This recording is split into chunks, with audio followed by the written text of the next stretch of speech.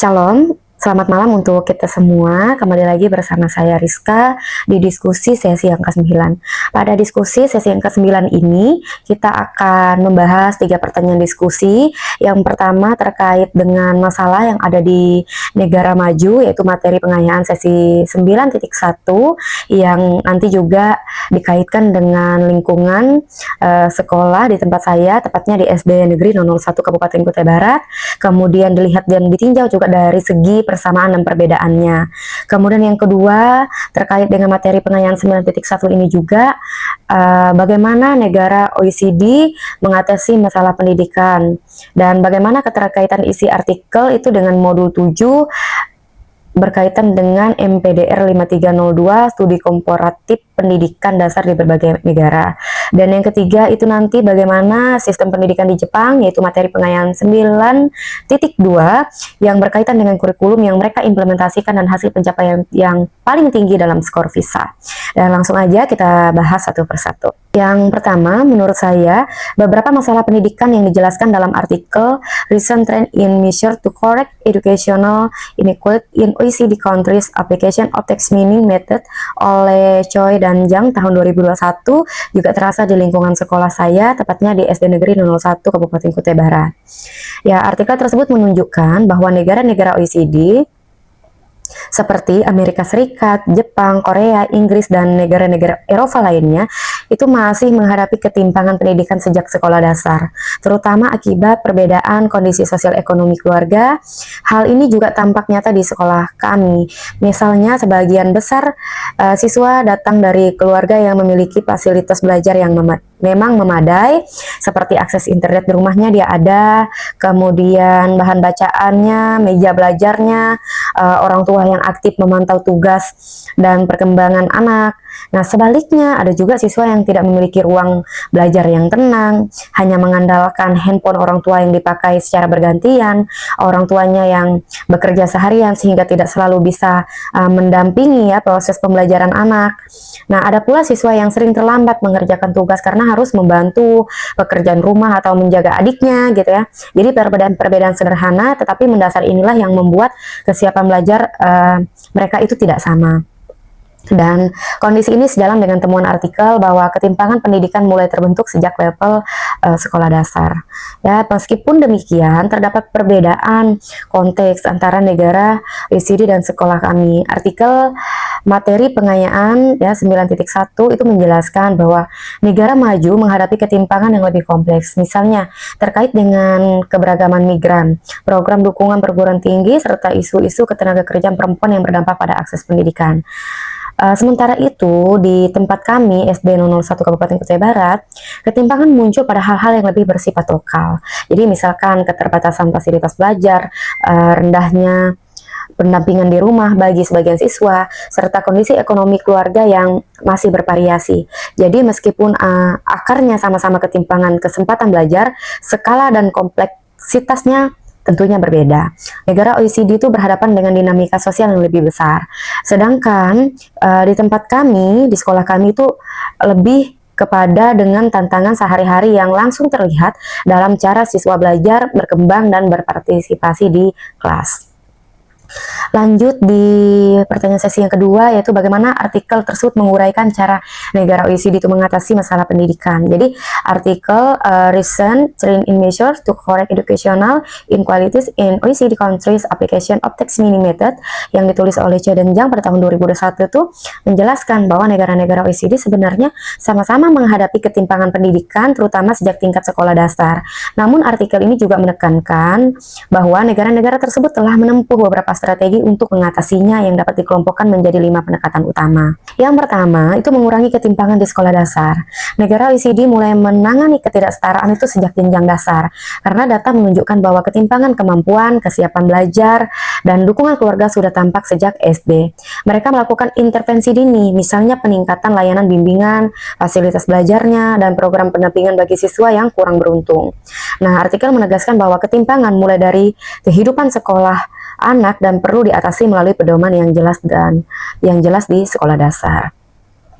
Yang kedua itu reformasi dukungan bagi siswa perguruan tinggi. Jadi banyak negara OECD membebaskan biaya kuliah bagi mahasiswa dari keluarga miskin, memperluas beasiswa, atau memberikan penghapusan biaya pendidikan.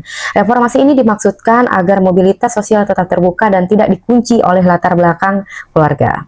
Yang ketiga itu ada kebijakan yang mengakui keberagaman migran.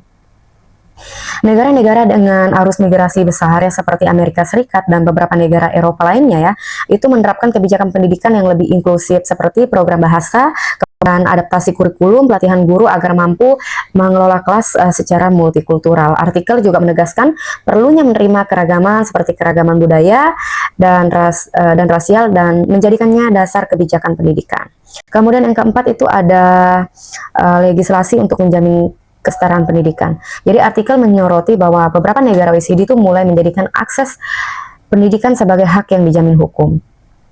Begini, pemerintah wajib menyediakan perlindungan kompensasi bagi kelompok yang mengalami ketinggalan. Kebijakan ini dipandang penting agar ketimpangan tidak hanya diperbaiki lewat program tetapi dijamin secara legal. Yang kelima itu ada perlindungan perempuan di pasar kerja yang berdampak pada akses pendidikan. Negara OECD itu mengakui bahwa ketimpangan gender di dunia kerja berpengaruh pada akses pendidikan anak-anak. Karena itu, beberapa negara membuat kebijakan yang memperbaiki posisi perempuan di dunia kerja, sehingga stabilitas ini keluar pemerataan pendidikan. Jadi, keseluruhan artikel bahwa negara OECD itu mengatasi ketimpangan pendidikan melalui pendekatan sistemik, mulai dari sekolah dasar, pendidikan tinggi, hingga kebijakan sosial yang lebih luas. Keterkaitan isi artikel dengan modul 7 MPDR 5302, studi komparatif pendidikan dasar di berbagai negara membahas sistem pendidikan dasar di negara-negara maju, terutama seperti Amerika Serikat dengan fokus pada yang pertama struktur sistem pendidikannya, yang kedua kebijakan pengelolaan sekolah dasar, yang ketiga bagaimana negara tersebut menangani isu pemerataan akses dan kualitas. Ketika dikaitkan dengan artikel dari materi pengayaan 9.1 ada beberapa benang merahnya yang dapat saya simpulkan. Yang pertama, keduanya itu menyoroti bahwa negara maju masih menghadapi ketimpangan pendidikan. Modul 7 menjelaskan bahwa di Amerika Serikat kualitas sekolah banyak dipengaruhi kondisi sosial ekonomi, lingkungan, dan komunitas. Ini sesuai dengan temuan artikel bahwa negara OECD tidak bebas dari kesenjangan dan latar belakang keluarga masih sangat menentukan capaian anak. Kedua, itu fokus intervensi pada jenjang sekolah dasar. Jadi modul 7 menekankan perlunya sistem sekolah dasar yang kuat, termasuk kurikulum yang relevan, layanan bantu, dan pemerataan sumber daya. Hal ini sejalan dengan artikel yang menunjukkan bahwa negara OECD itu memasukkan inequality in primary school ya sebagai topik untuk penanganan ketimpangan. Yang ketiga, keduanya melihat pendidikan sebagai bagian dari sistem sosial yang lebih luas. Jadi, modul 7 menekankan bahwa kebijakan pendidikan di Amerika Serikat selalu terkait isu sosial seperti kemiskinan, mobilitas sosial, keberagaman. Jadi artikel 9.1 menyampaikan hal yang sama, yaitu ketimpangan pendidikan tidak bisa dipisahkan dari mobilitas sosial, ekonomi keluarga, migrasi, dan posisi perempuan di pasar kerja. Artinya, pendidikan dasar tidak berdiri sendiri dan harus dipahami dalam jaringan faktor sosial yang lebih luas. Perspektif yang sangat ditekankan baik di modul maupun di dalam artikel. Keempat itu keterkaitan dengan kebijakan berbasis data dan evaluasi. Jadi modul 7 menjelaskan bahwa negara maju menggunakan kebijakan berbasis data. Artikel 9.1 sesuai dengan pendekatan tersebut karena penelitian menggunakan text meaning untuk membaca tren kebijakan nyata negara OECD. Kesimpulannya, pada pertanyaan saya diskusi nomor 2 ini adalah artikel materi pengayaan 9.1 dan modul 7 sama-sama menegaskan bahwa yang pertama, negara maju itu tidak otomatis bebas dari ketimpangan pendidikan, bahkan sering kali itu lebih kompleks. Yang kedua itu isu terbesar muncul sejak sekolah dasar, sehingga intervensi harus dimulai dari level sekolah dasar. Yang ketiga, kebijakan pendidikan harus menyatu dengan kebijakan sosial lainnya, bukan berdiri sendiri. Yang keempat, pengambilan kebijakan berbasis penelitian dan data sangat penting, baik dalam memahami masalah maupun nanti akan untuk memilih solusinya. Dengan demikian, artikel tersebut sangat selaras dengan kerangka berpikir yang dibangun dalam modul 7, khususnya dalam melihat bagaimana negara maju membangun sistem pendidikan dasar yang lebih adil dan tentunya inklusif. Nah, lanjut di pertanyaan diskusi yang nomor 3, yaitu artikel School Curriculum in Japan. Ini karya dari Nakayasu yang pada tahun 2016 itu menjelaskan bahwa keberhasilan Jepang dalam PISA sangat berkaitan dengan kekuatan kurikulum nasional yang konsistensi melalui course of study, yaitu standar kurikulum yang wajib diterapkan di seluruh sekolah. Jadi sejak tahun 1947, kurikulum ini direvisi hampir setiap satu dekade untuk memastikan setiap anak baik di kota besar maupun daerah terpencil mendapatkan pendidikan yang setara. Prinsip ini ditegaskan dalam kondisi Jepang dan Basic Action of Education yang mengamanatkan agar fasilitas sekolah, kualifikasi guru, serta pendanaan publik merata di seluruh wilayah. Ya, artikel tersebut juga menyoroti bahwa pemerintah Jepang secara serius merespon penurunan hasil PISA pada tahun 2006. Hal ini mendorong revisi besar ya pada course of study tahun 2008 sampai 2009 yang secara eksplisit dirancang untuk memperkuat kemampuan yang dinilai PISA, seperti literasi membaca, berpikir kritis, serta pemecahan masalah. Dengan demikian, arah kebijakan pendidikan Jepang banyak dipengaruhi oleh hasil PISA, karena pemerintah ingin memastikan bahwa siswa memiliki kompetensi inti yang dibutuhkan dalam persaingan global.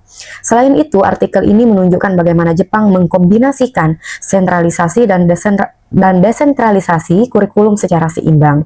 Di satu sisi, standar nasional tetap kuat untuk menjamin pemerataan mutu, tapi di sisi lain, sekolah diberi fleksibilitas melalui kebijakan seperti Period for Integrated Studies yang memungkinkan pembelajaran lintas disiplin, investigasi, dan pemecahan masalah nyata. Pemerintah juga memperkenalkan Special Zone for Structural Reform agar sekolah yang memenuhi syarat dapat mengembangkan kurikulum yang lebih sesuai dengan kebutuhan lokal. Misalnya peningkatan kemampuan membaca atau pengajaran bahasa asing sejak SD. Semua ini diarahkan pada pencapaian tujuan pendidikan nasional Jepang, yaitu pengembangan SES Work Life yang mencakup kemampuan berpikir mandiri, nilai moral, kerjasama, serta kebugaran fisik.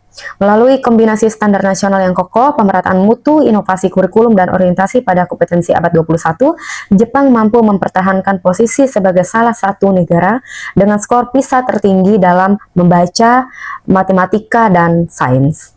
Nah, demikian pembahasan diskusi kita pada sesi yang ke-9. Mudah-mudahan apa yang saya sampaikan itu dapat dipahami oleh Bapak Ibu dan oleh teman-teman semua, dan saya berharap sekali dari teman-teman untuk memberikan masukan, saran, ataupun mungkin sharing terkait dengan pembahasan diskusi di sesi ke-9 ini. Dan untuk sumber yang saya gunakan atau daftar pustakanya akan saya tampilkan nanti di bawah link yang saya cantumkan di forum e-learning. Demikian yang saya sampaikan, saya ucapkan terima kasih. Shalom untuk kita semua.